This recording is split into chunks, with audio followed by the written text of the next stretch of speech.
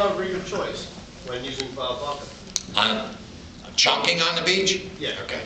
I'm gonna actually get into that for a second, because there is a few mistakes that I've noticed some people make chunking bunker. When I fish bunker, like I said, I only fish 50-pound test, 80-pound test leader.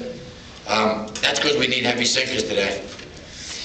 But my favorite hook is an 8.0 Siwash Mustad, and it's a Mustad, not a Gamakatsu. I don't like Gamakatsu Siwash, and the reason I don't like them is because the hook point is too thick. You know, most people don't understand hooks. Hooks are designed by hook makers to do an exact thing. It's not because you like them, or because you think they look good, or because your buddy fishes them. If you get into hook technology, hooks are designed to hook a fish in an exact part of the mouth. So, got a lot of guys tell me with eels they love little tuna hooks. That hook's a piece of crap. It's too short a shank. You have a shank that's equal with the barb. You gotta be out of your mind to use a tuna hook on a bass. Because when you get your 70-pound fish, you're gonna lose them. You better hope that eel's swallowed and you gut hook them, and even then you got a bad chance. The best eel hook is always an offset beak hook. There is no better hook because of the way it turns and hooks the bass. Now chunking, the same thing. I want an 8.0 Siwash because it goes clean through the chunk. And a lot of guys, you know, some of these bunkers today are very big and thick, so you need a lot of point coming out. It's a long shank, and it's a long barb, and the hook bit, the 8.0 Gamakatsu is very thick and conical. It cuts the inside. I've caught some big fish where it cuts the inside of the mouth and the hook falls out. And in fact, that happens to me once. I evaluate it. Twice I'm done using it. As you go through fishing, you got to go through your gear and get what works and works all the time. You don't want stuff that works 30% of the time, 50%. It's got to be 99% of the time or better. Every time you make a mistake, correct it. If the only knot we use chunking is a Palomar knot. If you use a tri-lead knot, you're out of your mind. And it's that simple. Because that knot may not pull with a 30-pound fish, but it may pull with an 80-pound fish. So everything is geared for one fish, a huge fish. How many people have lost their biggest fish? Because of what? Bad hook, bad knot, bad line. Every time I catch a fish, I cut my line back and retie. Every single time.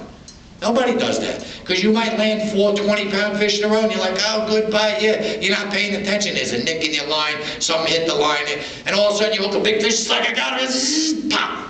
Oh man, what happened? Well, that's what happened. So being vigilant is work. Everything in being very good is work. If you're not used to work, then you're lazy, you deserve what you get. So when you lose your big fish, you lost them because of you. But if you do it once and you learn, then you've learned something. It's worth the effort. That's how we learn. I did it when I was younger, so by now, I don't make those mistakes. I fish so Spartan and scary. Everything I do is I don't have a million things. I bought 1,000 hooks, big box, done. Don't need any other hooks. I use the same barrel. Oh, by the way, the fish finder is a barrel with a dual lock, not plastic. That way the plastic never cuts through the line. So you never lose your sinker, and that happens sometimes. So everything I do is simplistic. I tie hooks all winter, and I pre-package them in these little tiny plastic Ziplocs that I order. They're like 3 mil, they're very thick. I put a dozen in my pocket, 2 sinkers, and I'm all fishing. I don't need all that crap. I go to the beach, guys got buckets, backpacks. What the hell are you gonna do with all that? You chunk it. You need a piece of bait and a knife.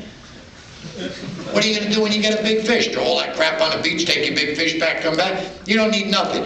I use the soft coolers. They hold 15 bunker. At the end of the night, you dump them, you walk off the beach with nothing. And you can travel light. The lighter you travel, the better. Same thing with plug fishing. You don't need 600 plugs. You need the ones that catch fish. And anyone who catches fish, everybody has their favorite plugs.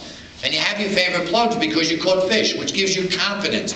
If you don't have confidence in what you're fishing, you shouldn't be fishing. Confidence is more important in fishing than anything else. When I go bucktail and I thoroughly expect to catch a fish, on the very first cast every single time I go. And I don't say that lightly. It's not arrogant. I've been fishing the same areas for so long, I thoroughly expect to get a fish on the very first cast. And sometimes I'm annoyed if I don't, because I should have got him. And that's how easy it can get sometimes. But I have confidence in a bucktail that's unbelievable because I've got 40 years in catching fish. Not in fishing, in catching fish. The more fish you catch, the more you learn.